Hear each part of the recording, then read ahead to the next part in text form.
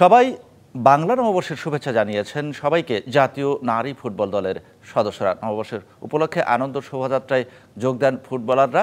সকালে চারুকলা ইনস্টিটিউট থেকে শোভাযাত্রায় যোগ দিয়ে নববর্ষের আনন্দ ভাগাভাগি করেন ফুটবলাররা। এ সময় নতুন বছরের সকল অশুভ দূর হয়ে সুখী সমৃদ্ধ দেশ কামনা করেন তারা। একই সাথে দেশের ফুটবলের উন্নতি কামনা করেন তারা। উল্লেখ্য, আগামী 23 জুন থেকে 5 জুলাই মিয়ানমারে বসবে নারী এএফসি কাপের বাছাই পর্বের খেলা।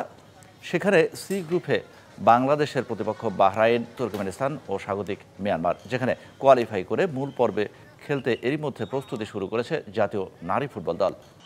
এর আগে কখনো রেলি করিনি, এইবার প্রথম রেলিতে আসছি। অবশ্যই ভালো লাগার ব্যাপার, মজা করছি। আমি বিভিন্ন সংস্কৃতির মানুষ দেখতে পাইছি, তো আমাদের এটা ভিন্ন যে আমরা সবসময় তো যেহেতু খেলার মাঠে থাকি, তো এটা একদম ভিন্ন।